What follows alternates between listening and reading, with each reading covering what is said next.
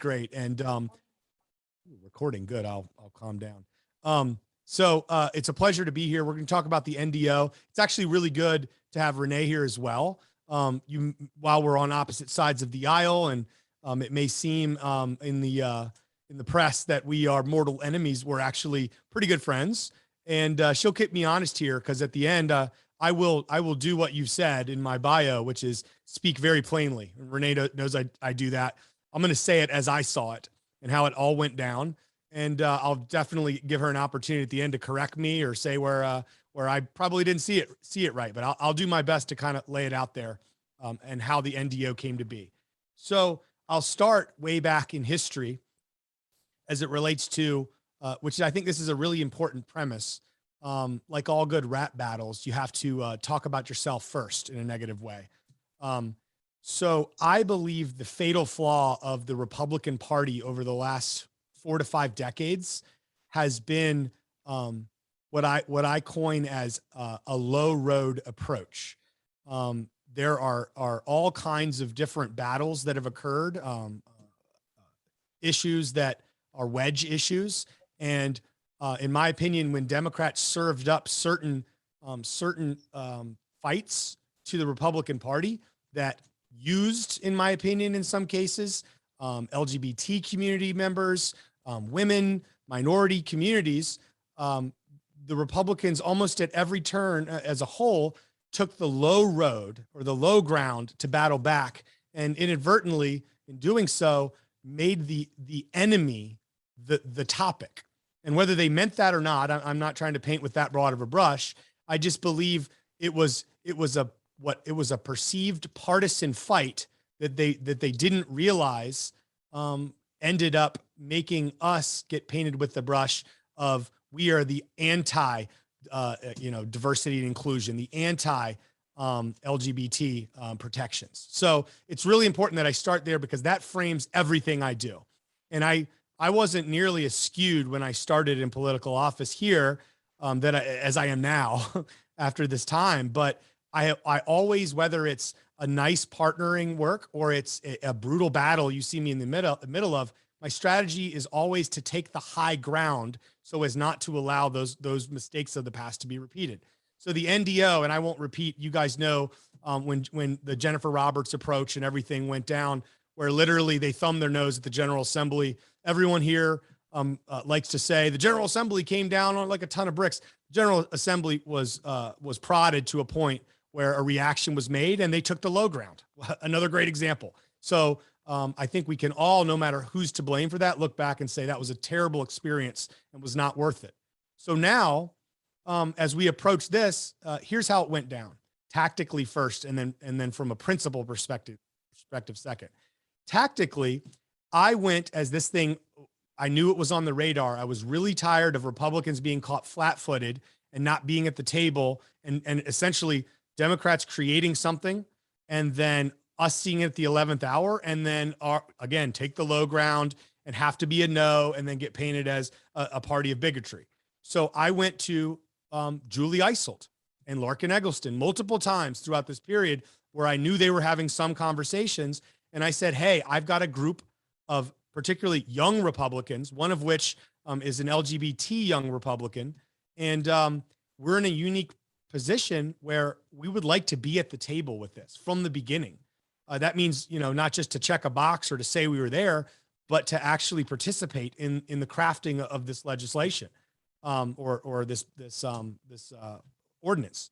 So nobody, flipped me off, but no one ever welcomed us to the table. And I kept asking multiple times, and we just weren't allowed. So basically it came to a point in time where it was probably, I don't know, December or so of 2020, where I said, all right, look, they're going to do what they're going to do. So we're going to take this in our own hands and take the high ground. And instead of waiting around to say no to something that we weren't able to be a part of, we're going to craft our own approach and figure out how to do it. So here, in my opinion, is the challenge of being a Republican and a conservative, which is we don't just get to craft something, right? And if I'm being blunt and honest from my own view, again, it's not everyone's view. The Democrat approach to what they were doing at that time was less of a principled approach of what makes sense under this form of government and the Constitution and X and Y and Z. It was more like, okay, what do these special interest groups want? And there's the LGBT community that wants this. And then there's some anti-groups that want this. And then there's the Black community that wants this. And so there was multiple stakeholders that were lobbying pretty hard for what they wanted. And it was an exercise, as I began to see it, in essentially negotiating with special interests. And that wasn't at all what we wanted to do. So as we sat down, and this is where we now get to the principal part of what we did, we sat down with me, Kyle Lubke, who's now also running for city council at large as an LGBT Republican. He's also on the executive board of the Young Republicans here, and he is the chairman of the Log Cabin Republicans for North Carolina. So very active, very conservative, very gay. All the things I wanted in a leader for what the group that we were pulling together. And as he and I and two others in the Young Republican group, and I picked Young Republicans for a reason, because I started in that Young Republican group. And I know if we're looking to disrupt the status quo, that's the best place to do it from. And we started with our principles, because I don't take a position unless I start and it lines up with my principles. And this was a hard one because I had the desire to do an NDO, but I knew I couldn't do it if I couldn't figure out a justification that aligned with my principles. So we started looking at limited government. Limited government works well with some things like, marriage rights and equality, because it's like, hey, yeah, why is government telling anyone who they can get married? But it doesn't work well for a non-discrimination ordinance. So we knew we needed something different and something else. And that's where, after hours and hours of working sessions with this group, and this is both the benefit and the curse of being a true conservative, which is we can't move forward to the thing we want to do until we can get the justification in our own minds based on our principles. We found that the principle of individual liberty, of freedom, ended up providing us not just what we needed to do this, but as we moved down this path, we found it provided us a platform to go far beyond what the Democrats had done at that point. So we started obviously with, LGBT non-discrimination. And we started with Section 1259, restaurants, hotels, and motels. We also looked at general accommodations, restaurant facilities. And the principle at its most basic form, if I just boil it down to the simplest level, because what we had to do once we figured this out was really important too. We went on a statewide tour to only Republicans, not pandering to special interests, nothing like that, talking to our folks in the General Assembly, our folks there. We also worked with the equality group and other things statewide to make sure we understood their perspective. But the pitch was this: in the United States of America, under this Constitution and under our conservative principles of individual liberty and freedom, it begs that a non-discrimination ordinance, while hopefully in a perfect world isn't necessary, it is reasonable to think that we would be against this kind of discrimination. And we split everything in these ordinances in two spots. One was really in this bucket of expressive behavior, and the other was in standard behaviors. And we used Supreme Court law and other things that were on the books to help us guide this. But the basic example was, if you're a baker, right, and you're baking a cake, that's expressive behavior. You're making that custom per my order, right? And I am infringing upon your rights as a baker in that world, that to have you make something you don't want to. You can refuse that. Now you have to suffer the fallout in the free market of nobody coming to you, but that's fine.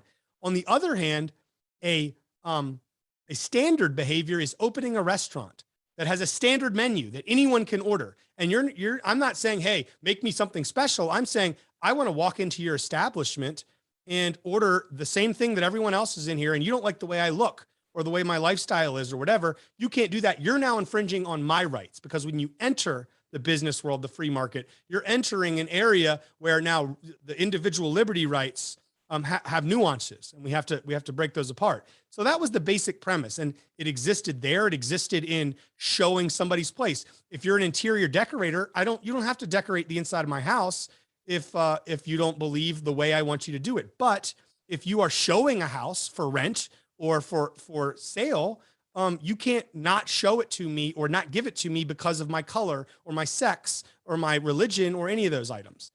So we figured all that out. We found very good separation between ensuring religious freedoms were not part of that.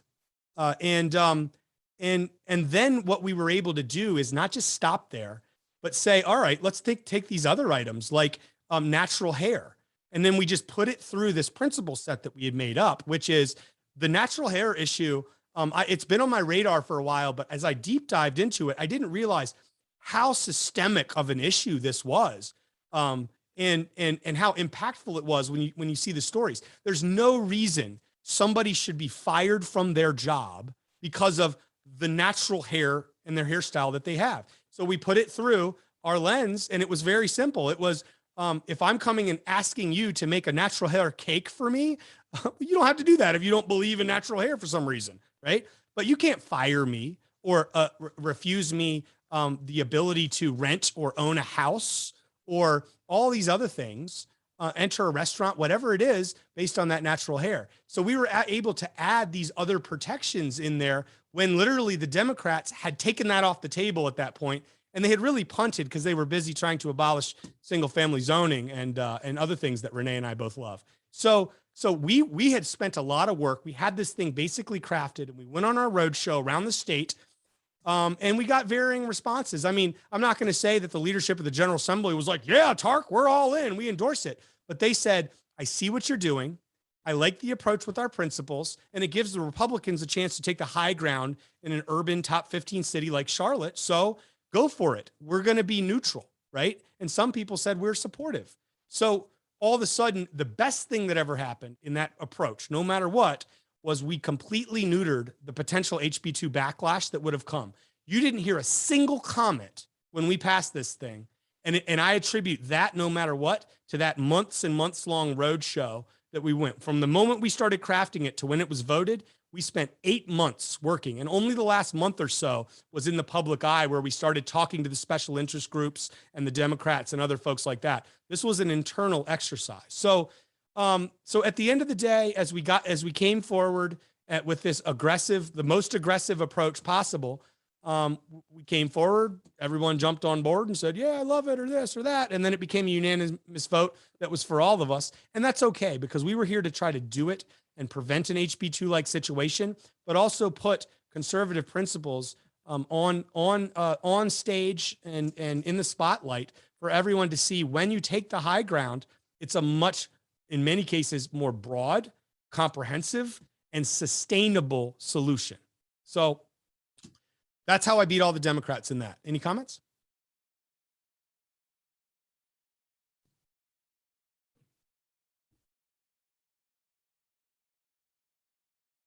Good. I guess I did it. Anybody have any everybody questions for the councilman? We give Renee a chance to correct me. Renee, would you like to correct anything I said there? I know I was bold and out there. Let me give you an opportunity. Renee? Yeah. A rebuttal? On August 9th, City Council passed the historical ordinance. We're excited about it. I don't see that the Republicans beat the Democrats. I think we worked on this in a bipartisan approach. The city's legal staff worked to draft an ordinance, and the young Republicans and also Tariq, they did have great input, but I see it as a collaboration. I see it as a collaborative approach, and we appreciate the advocacy from Councilmember Bokhari's approach. But I see it as a win for Charlotte. I see it as a win for bipartisanship, and that's the way that I look at it. I know that the city staff worked on this. The Democratic council members, the Republicans, and we just came together to do what was best for the city. From a natural hair perspective, I'm very passionate about that.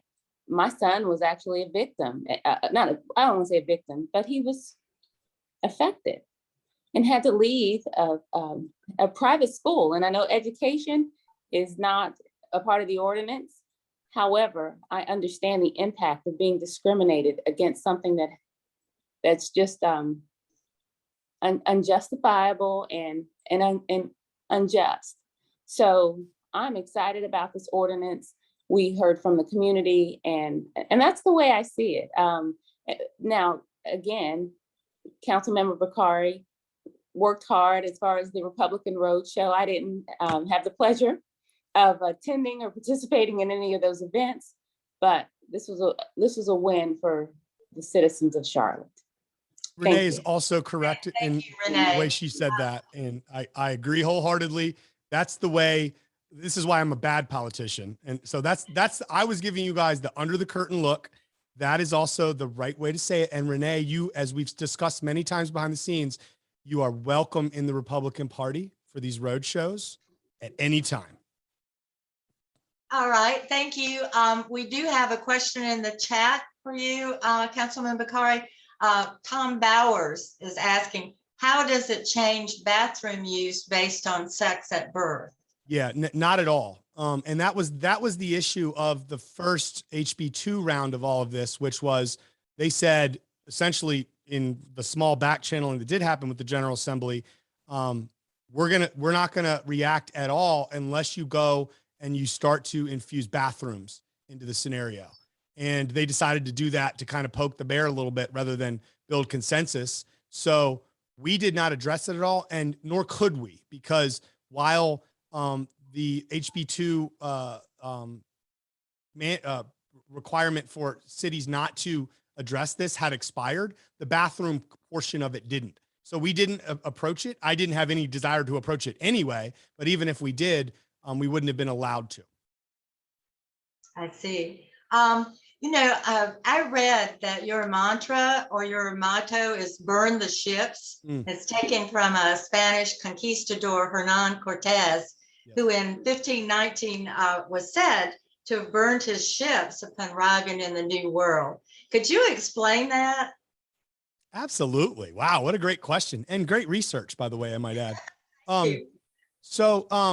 This comes from, as you can all tell, I am not a politician. When I ran the first couple times, I was in my 20s and not any good then. And I did it now and I'm not any good now. So I am, though, an entrepreneur, a startup founder, and a corporate guy, and just a business person in general. So for the last 2 decades, I have used the Cortez example, and many do in the industry, as a 400 level leadership tactic, which especially when we're entering hard markets or very difficult acquisitions or whatever the topic might be in the business world, it's a mantra and a kind of a methodology to have leaders of teams across large organizations lead folks in the right direction. And the principle is essentially, if they think that you're not all in, they're not all in, right? If they think that there's an off ramp of some kind, and this hard thing we're trying to attack in the business world is, it's hard, but there's no. I grew up in extreme poverty, right? And this is why this resonates so well with me. As I've gotten older, I have looked inward at the chip on my own shoulder, and it's really the burn the ships mantra, which is I'm not going back. There's no scenario for me by which I can fail. It's not well, this sucks, but all right, I give up. I will die before I go back into 5th bottom quintile of poverty and living like I had to with my parents in rural Virginia. So this the same mantra that's used in business, which is, Cortez. And I mean, the actual story is they scuttled the ships. They didn't actually burn them, but over time the story changed. But the punchline was, for the several 300 or 400 men that came off of those ships to essentially attempt to conquer the Aztecs, we're not going back. This is it, right? The ships are gone, and good luck, right? And they did so. Now, listen, this story is skewered with historical either inaccuracies or non-PC things. I understand that part of it. But the business premise that has existed for 2 decades and is a really strong one is, if you are a leader and you show everyone around you that there is no off-ramp, and in politics for this, what the refrain has been for the 2 decades I've been in Charlotte for Republicans is, let's just move to Union County, right? Let's just go here or there. That's where Republicans can go exist in peace. What my response to that, which that's always been, yeah, you're right. It's no. That is, I was at the national or the statewide North Carolina GOP convention, and they let me speak to all of the 100 counties. And I said, that's no longer acceptable for Republicans that care about what's going on. The front lines of this battle, this partisan battle we're in the middle of, are happening in top 20 and 15 size cities. And if you just leave them, whether it's defund the police or it's critical race theory or it's all these other topics, which, listen, those are massive topics unto themselves. I'm not throwing them around like there isn't merits in all of them and detractors in all of them. But if you leave the fight, only one side, like the county commission, for example, which has no Republicans, only one side gets discussed. So don't do that. So that's the premise of why I've always believed in the burn the ships mantra from a business perspective. And it just translated so well to the frustrations over the last few years I was feeling in Charlotte. Thank you. Another question which relates somewhat, kind of begs the question. In an interview, you confided that you ate at a soup kitchen as a youth and that your family, quote, were just the rock bottom poorest people you could ever imagine. Considering this, I'm wondering about your reasoning behind your suggestion to make it illegal and penalize people who give food and clothing to the homeless. Could you talk about that a little bit? Totally. And I didn't aid the soup kitchen. We went to the soup kitchen, just in fairness. Okay. So the homeless thing, and if anyone's been following me closely, I've been saying the theme of what was said in that meeting for several years. It wasn't just some slip up flub where I said something. It's something I have believed in. I still believe in to this day. And it just got deeply misconstrued by the media because they saw, again, we're in for-profit clickbait media world today. And they see something, if it should bother us all that in all the major outlets, particularly the Observer, there is a different group and function that writes headlines than writes the stories, right? I mean, that to me, that is a great symptom of this problem. So I have tried to work on the homeless and panhandling issues here in Charlotte for years. I was with the Center City Partners 4 years ago when they started the last plan. And my comments were really aligned towards how are the problem's getting worse. So what is it you're doing? And the sentiment of, which my actual words were, you guys need to think outside of the box because things aren't changing. And to inspire you of ways to think outside of the box that are measurable outcomes, you need to think about making the giving of money and things to homeless people on the streets outside of the places by which they can go get full systemic help and an outcome, places we put tens of millions of dollars to and are designed for that. You're part of the problem and you're keeping them out of there. And we should explore, maybe even making that a misdemeanor. To some extent, that was the exact premise of what I said there. So there are two things that I think are important to know there. One, if you read an op-ed that came out like 4 years ago from Tony and a couple other, it was a unified message from the nonprofit homeless community leaders. They essentially said the exact same thing. Stop giving to people in the streets. If you give them money or even food and sandwiches, you are further prolonging them from entering a system that has social services, that has wraparound services, that has workforce training or mental health issues or solutions or whatever it might be to get them there. What a sandwich on the street is, or $1 on the street, is more harmful than not doing anything because they have to flow into these systems for the outcomes we want. And my premise was, you're only making yourself, because a lot of Christian groups, which I obviously am a big Christian, but I have regular debates with my friends on this, which are, if I want to give, I want to give. Well, yeah, sure. But give to the soup kitchen, give to the men's shelter, the roof above, those places that are equipped to actually help, not prolong a problem. Because when you do that, all you're doing is making your own, yourself feel better. That, oh, I did some good. And does that actually, is that the measurable outcome we're looking for when the problem is made worse? And I think so one, our nonprofit leaders had said that, maybe not in as blunt terms as I was not certainly recommending, let's get a law on the books that penalizes or even where the media went was criminalizes. Tariq wants to send you to prison for putting a sandwich in someone's hand. Clearly, that's not what I meant. Hopefully, as brash as I am and as annoying as I am, in the hour or half an hour we've just spent together, you know, I'm not an idiot. I wouldn't say something that would just be that dumb. So this goes back to, if I was to do one thing different, right, in that time, one, I'm not sure I would, because it got people's attention. The problem is it got people's attention with the clickbait of Bokhari wants to send people to Supermax prison for sandwiches. Like, no. So the wrong message got out, but attention was paid to it. If I could go redo that one again, I would probably, we had like 8 controversial topics on the agenda that day too. So this was kind of in the back of my mind, and I said it quickly without preparation. I probably would have said, we don't focus at all in Charlotte on the responsibility of the giver. And that is just as important as the responsibility of the caretakers and the responsibility of the needy. The giver in this role is someone who can make massive changes if every single dollar that was handed to an individual in the street made its way to one of the top 6 or 7 organizations in town.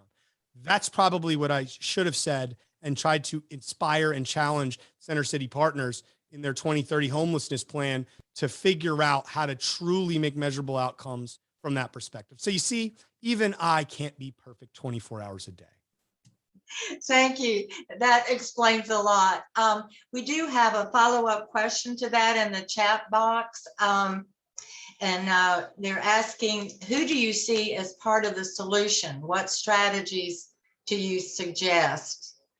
Yeah, I think it's, well, number one, I think it's the united and unified nonprofit and support community, of which I've, since that meeting, since that comment, had meetings with them. I explained in similar terms and went even deeper with them the premise, and we actually walked away, many of us agreeing, after they had sent out public announcements condemning Bokhari for Supermax prison comments and things like that. So I think they are a huge part of it.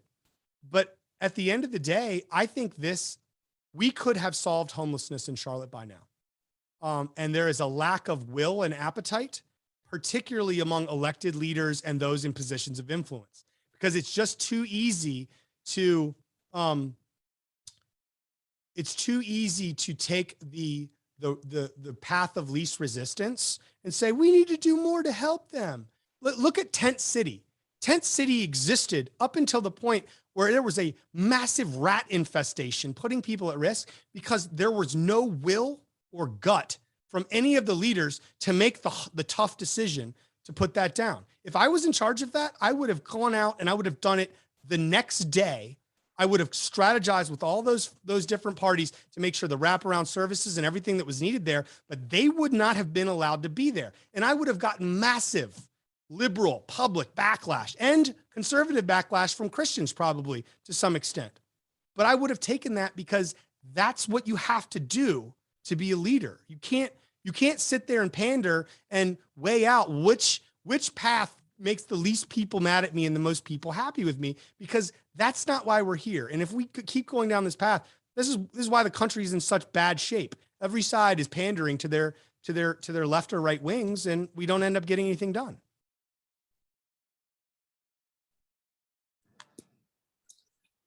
I believe Margaret Fritz had a question from the chat box. Margaret, could you unmute and ask your question? Margaret? Yes, thank you, Suzanne. It's similar to the previous question, but I believe that many of the homeless people don't necessarily want to be in formal housing or under shelter situations. Many of them fear it or have mental health issues. And I just wonder what you believe can help the most. I'm just would like to hear you expand a little bit on measures that can be taken to help these people. Yeah, no, and so that's the $1 million question, right? And that's what we should all be working on. So I'll give you kind of my thought process and where I've evolved to this point, but I will put an asterisk next to it and say, this is where we should be doing all the work, right? Leading with, all right, if we did something, so if you start with if we did something that, let's use my fake example of, we made it a super max felony to give anything to homeless people on the streets. So that stopped tomorrow, right? After the first person went to life in prison, just for example's sake. So now everyone on the streets, and I believe the chronic homelessness numbers have wavered back and forth between 300 and 600, right? And then there's near homeless, different people in and out and things like that. So that's where we are. There's a huge chunk of that are aggressive panhandlers. And you see them on all the major intersections, particularly around the interstate and around uptown coming in off the bypass. So that's our scope now. So basically what we've done is what they're doing out there for those who are out there because they can get the things they need to live and survive, that bucket goes away. So a lot of them are just going to kind of be able to go into certain areas because many of them are abusing the system, but many of them also aren't. So now we're in this bucket of what's the issue. So the issue is this is what makes this so challenging. There is not a silver bullet, and there are multiple tranches that are completely different from each other. The near homeless is a single mother with a child is so different than somebody with mental health issues, right? And so different than the aggressive panhandler. So the people that the ultimate answer to what you're asking is a plan for all the major buckets by which it flows them through, not now to a place where they can stay and exist there, but flows them through to their best end state. Some of them in their best end state is a medical institution. Some of them is temporary housing that's safe, that leads to workforce upskilling, that leads to a better job, that leads to them being able to rent then own. So there are probably 6 or 7 different major flavors of that. And that's what we ultimately need to do. Now, there is a very real tactical problem, which there are people that do not want to enter those systems, as we very well know. Some of them just don't want to be there and don't want to do it. They'd rather be out and about and not have somebody telling them what to do or whatever. Some of them have serious material safety concerns and what's happening and what goes on in them. So I'm not trying to make light of that at all. I'm just saying, is it better for them to be on the street or to be in those situations? And then let's go troubleshoot the safety issues. Like anything is solvable if the right people with the right mind sit down and pay attention to it. So as long as we know it's an issue and we're sensitive to it, let's do it. But too often the other side of this debate says, well, they don't want to go and I don't want to make them. If they would rather be outside, well, we're a top 15 size city, right? And we see how that has spiraled out of control to these essential, tent camps and things like that. Like that is no longer an option. So let's troubleshoot the actual real issues and not avoid them because it's painful. That'd be my position. Thank you. Thank you. Can I follow up to that? Answer. Ms. Johnson, you have a question? Yes, I wanted to follow up to that. Thank you. And I'm sorry, I have a 3-year-old grandson that's here. So I apologize. But the real issue for me, for the homeless, for Tent City, is the lack of affordable housing and the lack of health care for those who are unable to work, and the lack of Medicaid expansion. So when you talk about the root issues, those are areas where our state legislators, and I've talked to Mr. Bokhari about that. This is where we need help. Our hands are tied as a city. There's something called inclusionary zoning, where we could require developers with all of this growth to allot a certain percentage for affordable housing.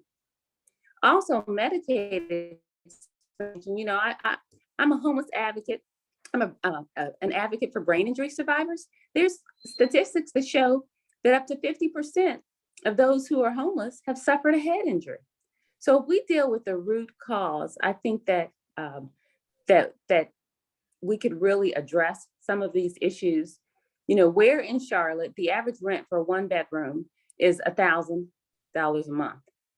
SSI for individuals who are disabled and didn't have an opportunity to gain work credits is $771 a month. I've worked with brain injury survivors who were injured when they were young from an accident. And actually, I'll say it, my son, he was injured his first month in college on a baseball scholarship from a sinus infection that went to his brain. So he didn't have the opportunity to gain work credits. And Mr. Bokhari, he said he would die before he went back to that position of poverty. And I applaud his diligence. I applaud anyone who works and achieves the American dreams. But there are individuals who are injured or with sickness, or in this case, brain injury, or anything. And situations happen beyond our control. So we as a community have to be able to support and assist individuals. If it became a Class A felony to help people would die. And people are dying now from lack of healthcare, from homelessness, freezing in the streets. So we as a community are charged with helping, in my opinion, we in the community are charged with helping those who need our assistance. I also heard with COVID, someone said that, people are unemployed and they're blameless in this situation. And it was, as if, and COVID is a pandemic, but there are also individuals who are unemployed and homeless and all of that, and are blameless as well. So mental health, if they're not getting treatment in North Carolina, if you're single, don't have children, you can't get mental health treatment, ongoing mental health treatment. There are crisis facilities, but there's medication that can help with a lot of these conditions and make individuals stable and employable. But the North Carolina legislature, with the lack of Medicaid expansion, being only one of 12 states that didn't expand Medicaid. So there are broad solutions that would help a lot of our problems. And again, Tent City, there were people that were working who were in Tent City and couldn't afford housing here in Charlotte. So again, inclusionary zoning and Medicaid expansion would solve a lot of our problems here in the state. And that's something that the Republicans the Republican majority in the state could make decisions to change that. Thank you. And let me just respond too, because I think you'll see, and Renee and I have this track record since we've been working together.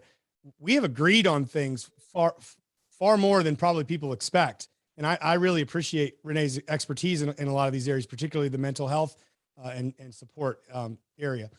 We theoretically agree on everything she just said. And in fact, one of the things that I pride myself on in everything I've done since being an adult is go after root causes, not symptoms. I think the issue and the difference here is what is the root cause here? And is it a separate issue of homelessness versus poverty and mental health? Like, do we have to solve homelessness, including poverty, mental health, upward mobility, workforce development, wraparound services? Or can we say homelessness is one separate issue that has many other massive things that we literally could solve? For the money we've spent on some of these initiatives, we could have gone and bought every single person in Tent City a house. So I agree with her. Our medical system is completely in shambles and needs to be overhauled and fixed. We need mental health solutions that bring folks to that outcome. I guess the where we differ is, can we not attack homelessness and end it? Is it better that potentially 50% of the people that are homeless that have head injuries and potential mental health issues are on the streets while we're trying to solve for Medicare?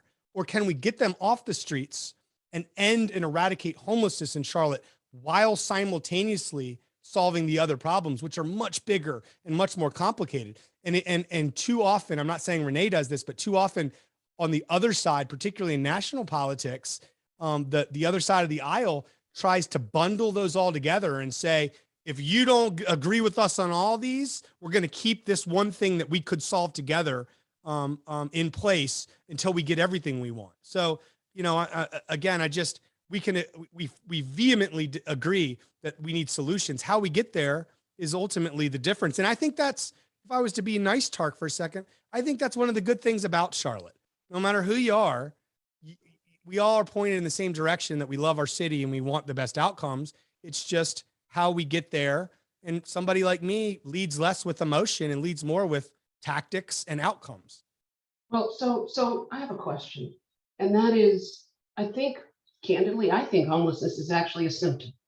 It's not a root cause. I mean, there are a lot of reasons why people are homeless, and some of the same reasons that people are homeless are also the reasons that people, can't find housing or are bundled in with their families. So to me, one obvious thing that just screams in this community is more affordable housing that would solve a multitude of problems. So why can't we as a community figure out how to make that available? At every turn, every community says, that's a great idea, but not in my backyard. Right. How do we stop that? I mean, how do we basically say, look, no community is above being part of the broader community and making sure that people who have lesser means can live in those same neighborhoods. But today there is such a resistance to that. And I just find that appalling. Well, what can we do to fix it? That's an amazing point and question. And you may not completely agree with what I'm going to say, but I agree with your premise that why aren't we solving it? And it goes back to macro outcomes. You say affordable housing. I say people being able to live in this city and afford where they're living, right? So if we agree on that outcome, I'll parse this difference out. Okay. Affordable housing is so hard because it's so expensive.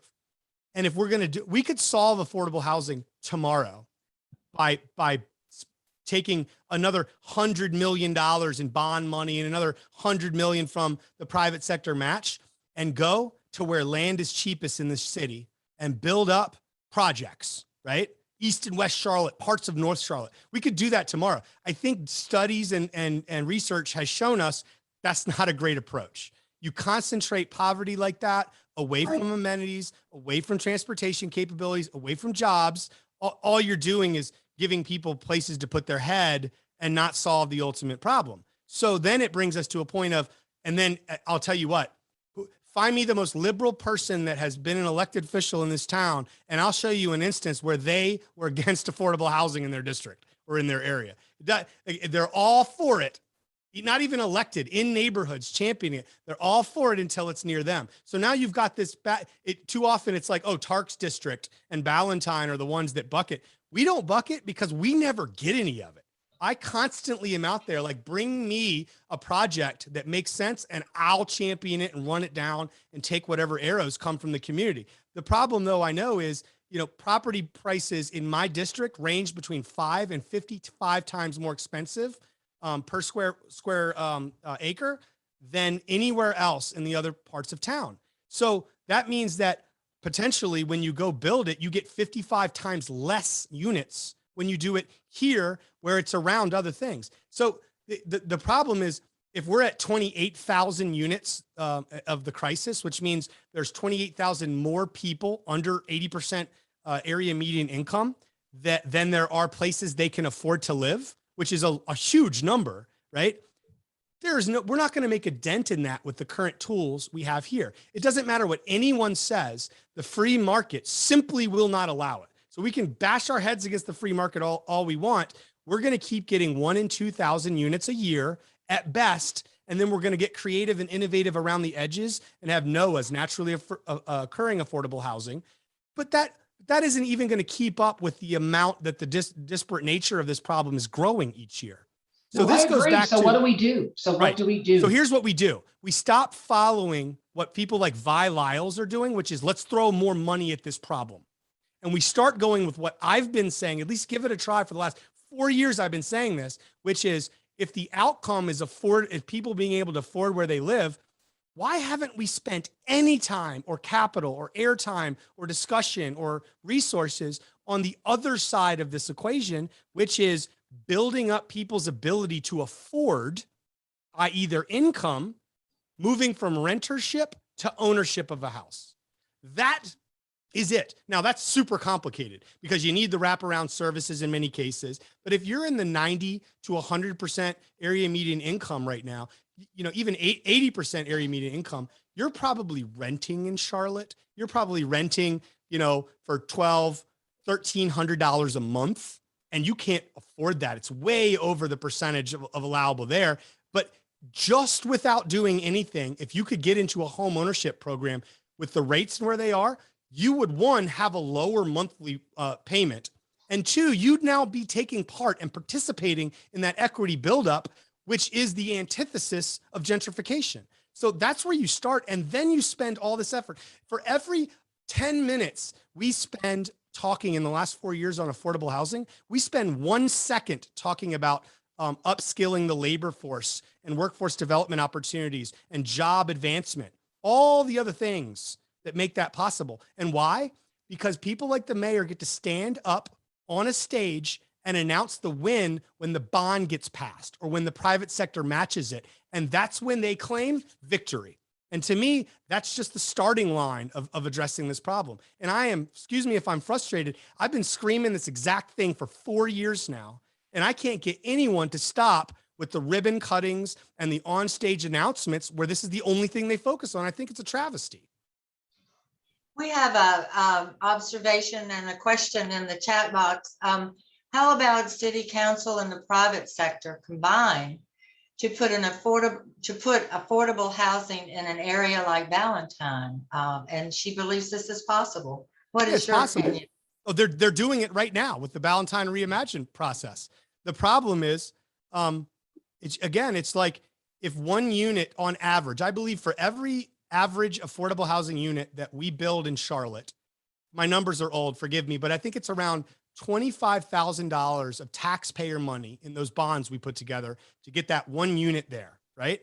And obviously, like when you go into the lower land cost parts of town, and particularly far east and west Charlotte and some parts of North Charlotte, that goes down to $15,000, even $10,000 per unit. When you go to South Park and Ballantyne, that average, I don't remember my numbers, but anecdotally, it's somewhere around $60,000 or $70,000 that it'll cost. And it's not because city council doesn't want it to cost less. It's not because the private sector isn't giving land and doing things. They are. The point is, for every one thing they give or for $1 we spend, it's 7 times less effective than going where the land is cheaper. So that's happening. It's not happening as much as it's happening in other parts of town, but it's happening. But it's not because there's some evil force or there is unwillingness when these things go in neighborhoods. But the misnomer is, oh, that's just in South Charlotte. Every neighborhood, almost without fail, no matter how liberal they are in their precinct, stands up against affordable housing when there's a material project coming for them. Every single time. I mean, it's like but it gets coined as something that South Charlotte with the more affluent areas care about, when in reality, I think I've probably had 3 affordable housing cases in the 4 years I've been here in my district, and I have passionately supported all of them. And it's just a matter of they're not viable normally. We have a comment in the chat, which I'd like for you to respond to. Pamela Terry says, education is key. People need to learn the principles that the wealthy have been applying for generations. There is still the issue of systematic racism that has been built into many systems, but education is key. Do you 100%. agree with that? Yeah, 1,000% agree. I grew up in an environment where there was no drive or motivation from my parents, my stepfather, my mother. It was just kind of try to survive. And I kind of grew to, if I'm being honest, to have a little bit of resentment towards that mentality because, one, we lived the way we did, but two, I learned nothing. I learned no rich kids right now, what they learn seeing their rich parents operate in the world. Like, not all rich kids have rich parents that know all of those tips and tricks, but they all have social capital by which they see how things work and they have opportunities and doors that are open. I was lucky that I had a grandfather that was a World War II veteran that taught me the principles that he lived by. By the way, my mom and direct family and her whole generation are all diehard liberals. Like, I am the only Republican that came out of that whole thing, if you can imagine that. So you can imagine that when we have little debates, when I actually do still talk to them, I always win. But nonetheless, my grandfather was the one, you know, the greatest generation who put the smack down a little too hard on the boomers. And in the 60s and 70s, their emotions got hurt. And then they had all of us. And then we ended up with the trophy. Everyone gets a trophy generation where now we're all entitled to everything. So I was a little bit anomalous there because I picked up from the greatest generation who gave me my insights. And then I learned from mentors and other people, some of my friends' parents, you know, some of the tips and tricks. But the punchline is we have to be teaching entrepreneurship. Casey Crawford, that owns Movement Mortgage and Movement Bank, started the Movement Schools, and they're a Title I charter school. Every kid in 3rd grade over there has financial literacy. When you go into the lunchroom, you have created a fake bank account. And whether it's the lunchroom or the supply room or whatever, you transact and settle up your books as part of your education. And then you start to learn entrepreneurship. I have a program called Youth Technology Apprenticeship Camp, where every night this week, I have 260 high school kids from around the nation, mostly from Title I schools, 70% people of color, 30% female, that are on a Zoom with me. And we let them play video games and we do things that are cool, but I teach them entrepreneurship. I teach them technology and coding because the K through 12 and the 4-year university system is irreparably broken. And I don't like to go as far as call it systemic racism. But at the end of the day, I think there is systemic injustices that are still existent for people in low poverty, for people of color, and for many other factors in being able to get through and have those opportunities. And it's too broken to fix. So we have to bypass it. So I couldn't agree with that more, but I don't agree with the handout. I don't agree with diversity for diversity's sake. So we check a box and everyone knows we're diverse. Diversity is important because when you have diverse minds that are working hard and hungry, they build better products that fit the world better. That's what you cherish. You don't cherish because it's the new PC status quo of this country where, oh, look at my diversity numbers and do I get a silver star? So for me, it's a nuance. Again, every debate we're going to have, we probably agree on the end outcome. It's the nuance of how I break it down and how I viewed trying to get to that outcome.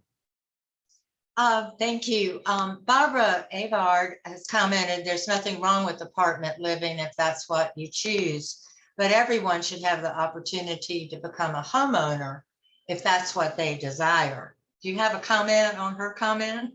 I don't want to put a stigma on apartment living, but we've done studies in the fintech world where people in the lowest quintile of poverty, which has a heavier skew towards people of color, are renting because they don't know there's another option that's achievable to them. And so if it's somebody's like, I want to rent and I'm okay, that's not who I'm talking about. You know what I mean? I'm not trying to put a stigma on renting. There are many millennials that want to rent, but those millennials want to rent because they want to be nomadic. And they're not the people in the lowest quintile of poverty that I'm talking about. I'm talking about a lot of people that pay the $1,200 a month in rent. They can't afford it. And then we all run around and say, oh, we're going to build this transportation or this sidewalk thing or whatever next to them. What about the gentrification? We're going to push them out. We wouldn't have to talk about that if we had completely exhausted our approach to home ownership, because then that $1,200 a month rent payer in today's market environment probably paying $980 to $1,000 for their mortgage, of which, as long as they're locked into a fixed rate mortgage, they're not at risk of being having their rates rise. And then at the end of the day, they're participating in the valuation rises. And now gentrification becomes a good word, not a bad word, because we're not pushing out the people that live there, and particularly minority communities. How do you make sure they have a down payment? Because that's really where they stumble. They have the means to pay the mortgage, but they don't have the means to put a down payment. And most of those programs have dried up after the real estate bust of 2010. So answer me this. Rather than go and look, it's a complicated question, but I find never once in my life have I approached a complicated question with full attention and priority one focus, surrounded by smart people, that we didn't solve it and solve it quick.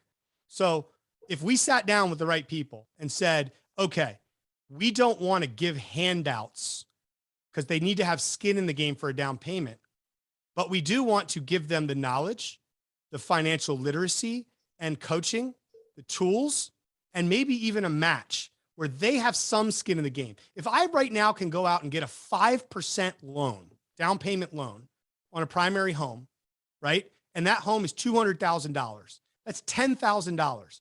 And I say, all right, you need to save up $5,000 by 3 months from now, and then you'll have a match, or 2,000. Or there are scenarios of rent to own where you can get in there and pay $50 a month. Like, there are so many ways we could financially engineer this, but the bottom line is we stand up with $50 million affordable housing bonds and $75 million matches from the private sector, and we throw it at property and land and buildings rather than down payment assistance to get them there. What, you don't need to build affordable housing if people can afford the housing that's there. But no one will pay attention to that. You know why? Because there's no stage opportunity for Vi Lyles to stand on and cut a ribbon. And that's the sad part that I've come to realize about all this. If I can I follow up to that? Yes, certainly. The city has been, we do have some programs for home ownership in this last bond, and I don't have that information in front of me, but we understand the focus and the importance of home ownership as well. So I'm gonna stand up with Vi Lyles at this point, Mr. Bokhari, and say that City Council, we have some home ownership initiatives. There are down payment assistance. There's a program called NACA, N-A-C-A, and some other programs out there. So, and also down payment assistance.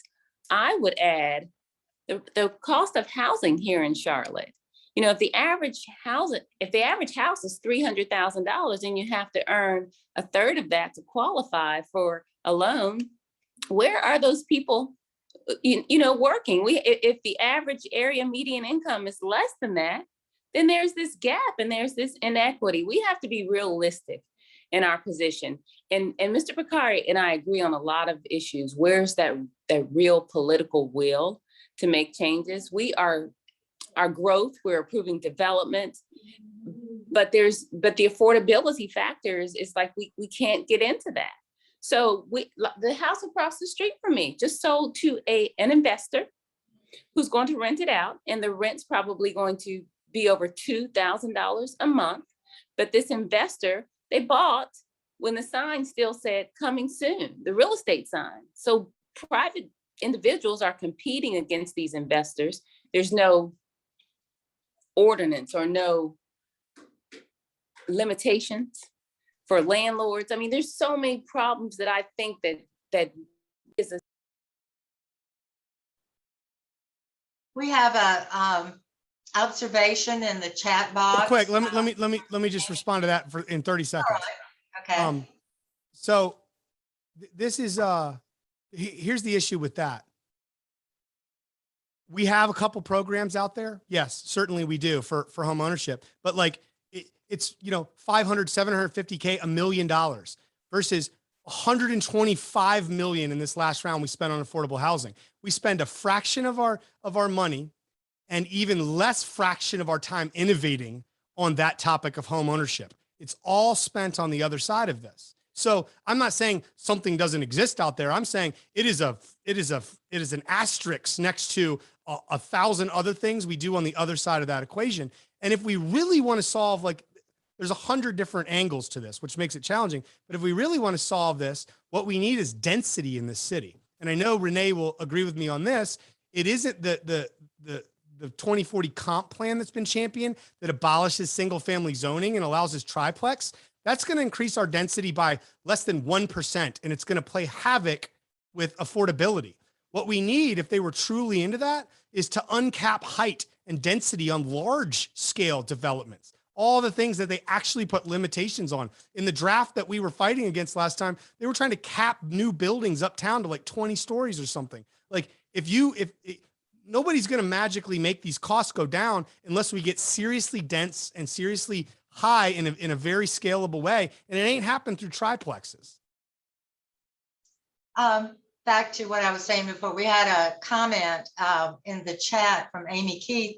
She says that she's one of those scurrilous boomers, but she has one son who's a doctor and the other is a veteran of the 82nd Airborne, served in the combat tours in the Mideast.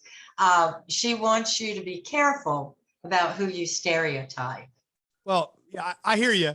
And clearly you've seen, I love running around with large stereotypes and things like that. So a lot of the things I say are meant to be illustrative, and I regularly pepper in, I know I'm painting with a broad brush. So I recognize that. I hurt people's feelings all the time. Know that I don't truly mean it in my heart.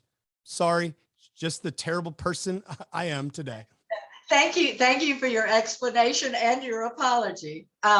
Another observation in the chat is, I agree with the concept of skin in the game, but that is not the history in this country. It's interesting that it's so important now when addressing certain individuals. Do you have a response to that? Yeah, I mean, look, I hear it. It's complicated, but at the end of the day, are we gonna, I'm not saying that we don't need to fix systemic injustices, where systemic racism exists and all those things to fix it. But at what point are we going to stop hamstringing and tying our hands behind our backs to fix today's problems in a scalable way by citing history? I mean, I'm not one to say, let's forget history. I'm actually one to say, let's teach history in its completion, right? But let's not use it as a tool for political gain, to win arguments, to essentially hamstring us when we need to make these important decisions today. And if we can't accept the reality that we need to figure out some way to not give a complete handout, but have skin in the game so people respect it and move forward, what my grandfather taught me about life in general, or borrowing a tool from somebody, or digging a hole, or all those basic tenets, if we can't do that because of history, and I'm not saying forget history, but history says, well, it's been systemically unjust in the history, therefore we can't do that now. Then, like, why are we even trying? Like, this is the PC world we live in today, where everyone's measured by like how soft and unrealistic they are. And it's time for us to accept the fact that this country is spattered with white supremacy, right? It is spattered with social and racial injustices, inequities, slavery, terrible, right? But we're here today, and let's teach it accurately and right. And then let's get to solving the problems and moving on. It's so bad today because people, and in many cases, people that are trying to have political outcomes are latching onto this and making a race war, or making this about race-based Marxism at this point in time. And I mean, that's just like, as somebody who's pragmatic and wants to move past it, I'm not one to ignore or pretend any facts didn't exist. Maybe I can be a little blunt at times and walk, but maybe we need a little blunt in these day and ages to get to the outcomes we agree with. If we can get to the outcomes, did the fact, and homelessness is done, and racism is done, upward mobility is achieved, all these things we've talked about, would it be okay? Would it be worth it that I was a little bit annoying through the process? Or would we sacrifice that because I don't like the way that guy kind of talks about it? I want to move on to a different subject. The league is all about voting. This is our thing. And I read that you opposed moving the elections back this year due to the delay in the census data and the need to redraw district boundaries. Could you kind of explain your philosophy on that, why you opposed that? Yeah, I mean, I opposed it because I went to the General Assembly and had them allow us to bifurcate our elections so that mayor and at large could be held on schedule, because there's no part of the census that makes that need to be redrawn. Again, they're citywide.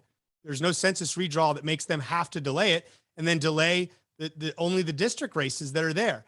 And one, it makes all the sense in the world to me why Vi Lyles, who led the charge against me on that, and a couple others wanted to delay them all, because they had just voted to give themselves raises. They had just voted for a 2040 comp plan that abolished single family zoning, that me, Renee Johnson, Braxton Winston, Victoria, and Matt Newton were all on the same page on, or not Matt Newton, Ed Driggs. So they had done that. They had punted on the NDO, as we had seen, And there was all these things that they had just done, defund the police movement and pandering to that crowd and all those things. And they wanted more time to separate from being held accountable at the electorate. So I said, here's the ability now for us to do it and make that decision. And Vi Lyles went to you guys, the League of Women Voters, and the Black Political Caucus on the weekend before the vote and got you guys to come and speak and say, essentially, I don't remember what the League of Women Voters reasoning was, but the Black Political Caucus and NAACP said, if you don't delay this election from the normal date that everyone expects it to be on, that's voter suppression. And you're suppressing the African-American vote. It was the most ridiculous argument I've ever heard. And Vi Lyles was single-handedly responsible in the 3 days prior to that vote to ginning you guys up to come be against it. And I don't know how much you actually knew about why it was actually there. There was no legal reason for them not to have mayor and at-large races there from a census perspective. And if the argument is, oh, that's voter suppression because it'll confuse people, I don't know how confusing it would be to be able to actually hold the election, a portion of it, almost half of it, more than half of it, on the day that it normally is every year forever. So that's why I didn't just oppose it. I went to Raleigh and wrote the legislation because they needed to be held accountable for what they were doing. Thank you. Does anyone have a comment on the councilman's answer? By the way, I'm I not do- yelling at you guys. I just Yes. yell Oh. all the time. Oh, my no, question we is, know that. We know that. I do have a question. Wouldn't the argument for moving the mayor's election be so that it can all be held together in the spring with the other election pieces that were moved? Wouldn't, so that they're all together, you're voting for mayor and city council and everything together? There is an argument for that, but at the end of the day, what's more important? Holding it when everyone that usually votes then will expect it, or holding it so it's at the same time in April, a secondary runoff primary date that hasn't been used in over a decade. So what's going to happen right now is in April, in our new general, for all of us, it will be the most record low turnout in the history of Charlotte, modern history. So the question back to you is, yeah, that's an argument, but wouldn't the League of Women Voters defer to the position of the most people voting, which would have been mayor and at large in November when everyone's used to voting? Their votes, the turnout will be far lower than any November vote you'll have seen in the last 20 years. So I don't know. I mean, what do you say to that? I don't know. I don't know either. I was just wondering I was just thinking that was probably the reason, so that it's all kept together and it makes sense to get the voters out to vote for those positions. It was a political jockeying between us. They had just got done with the defund the police stuff. They had just got done giving themselves raises, and they had done all of that thinking for the whole time that there was no chance there would be a November election. It would be in April. So they pushed forward with traditional controversial things because they believed that election was there. And I threw them a curveball when they were in the process of about to approve the 2040 comp plan by saying, oh, guess what? The General Assembly gives us permission to actually have mayor and at large now. And they all freaked out. And they freaked out because they were working with impunity, thinking they could do all these things and enough time would pass where people would forget what they did. And I showed them that. And that's why Vi Lyles went into action that weekend and no one else did. And I couldn't believe that she rallied folks up to, which was her normal approach, which is come tell us what you want us to do. And then I can say, I hear from the community now, this is their will, let it be done. That's the honest answer. It was a political jockeying between us. So am I like pure hearted? No, I obviously played a role in teeing that up, but at the end of the day, yeah, I wish I could too. That's an alarming charge. I feel like we're going to have to give Vi Lyles equal time. Do what you want. It's all true. I've said it out loud. Yeah. Another slight change of subject. You said once that you had a love-hate relationship with big banking. Could you elaborate on this for us? Yeah, and I only have another minute or two because I've got to get in my car to drive to my next meeting. All right. Yeah, I mean, I love banks and banking. It's just like my passion project for my entire career. I was in Wachovia Corporate Investment Bank, then Wells Fargo, then GE Capital. Then I went over to FIS Global, where I got to spend time across the country with hundreds of community banks and their boards, just getting to know them, which is so unique to the United States. So, you know, I love banking, full stop. I've grown to love and hate bureaucracies. When I make that comment, I don't know where you found that. That's pretty deep pull. But when I make that comment, it's like, I worked for many years in large bureaucratic banks, and I stayed there way longer than I should have because I got pretty good at navigating it. But I got good at it because I hated and was the antithesis of corporate bureaucracy, which is part of how I employ my approach in the political realm too. So I hate that part of it. I hate how challenging the technology and how backwards a lot of the technology is, how it be solving so many problems. So, you know, it's just, it's tongue in cheek in saying that, like, anyone who loves something sees it with all its warts. And that's how I look at banking. Thank you. Do you have time for one more short question? Sure. Yeah. Okay. What do you consider are the biggest obstacles to Charlotte's being able to attract new corporations, new businesses?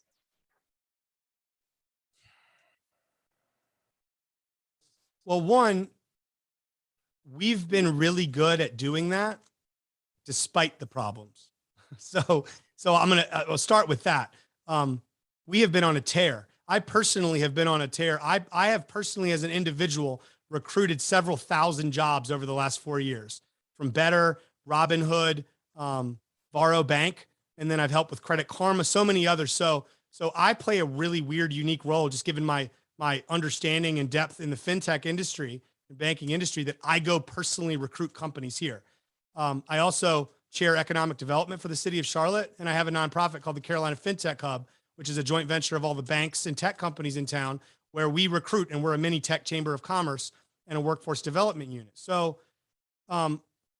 we've really been great despite of ourselves, despite of our poor leadership in a lot of areas where we're growing and continuing regardless. So there's a lot of factors that could put that at risk in the future. But I think the biggest one is, you know, we're just constantly out there with some of the leaders we have in place right now, telegraphing that we're not open for business, or that we think the private sector and these jobs that come here need some community benefit more than the jobs they're bringing and the social impact initiatives they're putting into the community. And as long as we keep that approach of like if you want to operate in Charlotte, you got to pay the toll, right? And do all this and that. And why didn't you do it? Like, it shows we're closed for business. And while we're hot, we're hot because of our natural resources, because of what we are, not who we are having lead us. So to me, it's like, we need to get better leaders elected to office. And most of them are not willing to run. They see what this is like for us. I mean, I bring it upon myself. I will not ever sit here and play a violin for myself. I am outspoken. I'm on the front lines having this debate because I believe it's what I need to do for my children's sake and their children. Because I want them in Charlotte, and I want Charlotte to stay great. So I'm going to be out here fighting on the front lines of this. You don't have to do it like me, but anyone sees this and that's a credible business person, and they say, man, I would never do that. Why would I do that and put myself through that? What my family goes through, death threats, all the crap I go through, like it's not worth it. And as long as good, legit people keep saying it's not worth it, I'm not going to do it, we're going to be in really bad shape, because it didn't used to be that way.